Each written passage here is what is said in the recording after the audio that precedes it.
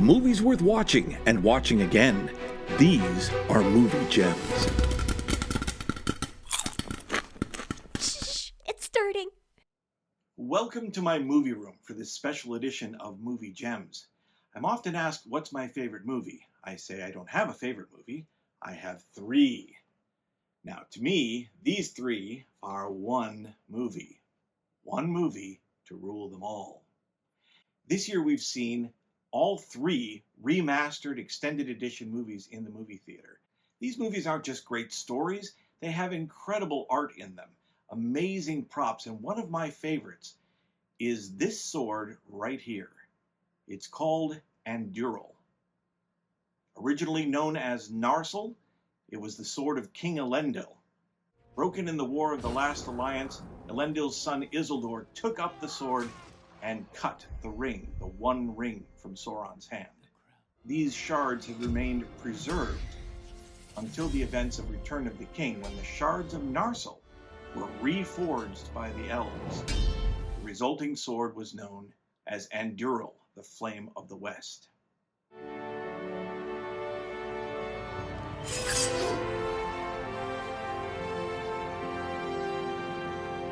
United Cutlery has made some great recreations of this sword and its amazing scabbard, designed by John Howe and built by Peter Lyon, Weta Workshop's lead sword maker.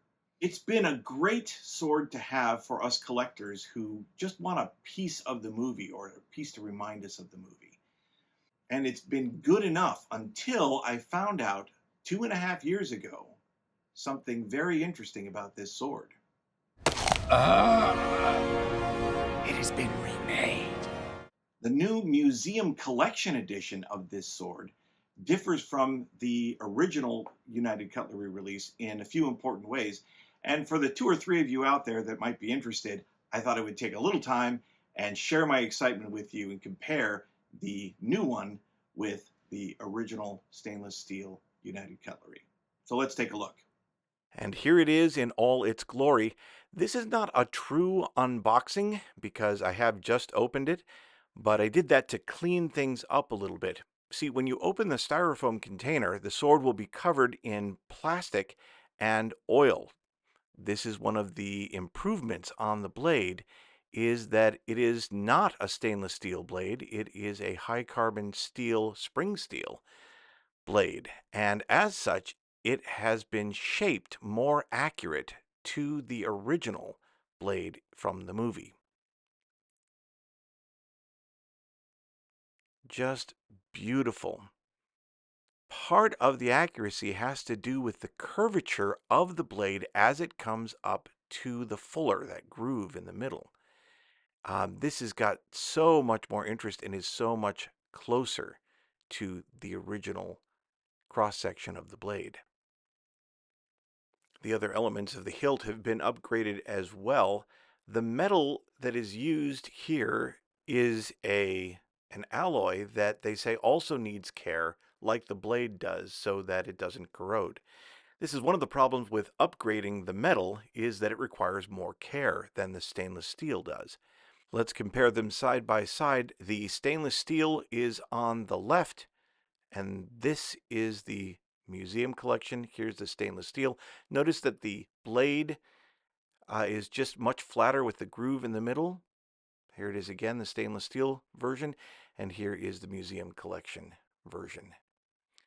The color is different too. On the right is the stainless steel, the earlier version, and it's got a warmer color all the way around, which is honestly kind of nice. And it has some weathering, some darker areas and lighter areas in the finish. Not so on the new Museum Collection version. This is pristine, hot off the manufacturing line, as it were. Here again, darker. This is the stainless steel version, and brighter as you look at the new Museum Collection version. Doesn't have the weathering. Doesn't mean the weathering couldn't be applied by the new owner of such a blade. My big question was, does the new sword fit into the sheath? And it does. It fits great, perfectly into the scabbard which is wonderful because that is a beautiful piece of work.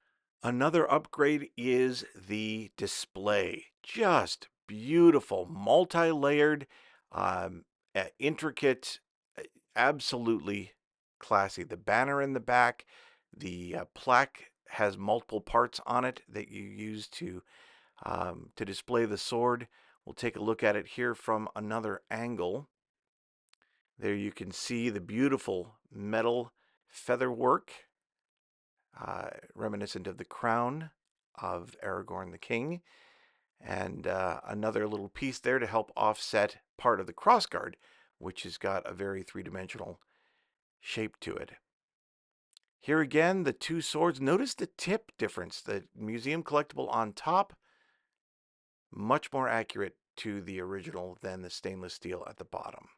Look, both these swords feel great. They're both big and heavy, but they're gorgeous, and it just depends on what you're looking for in your sword. Both of them are absolutely beautiful.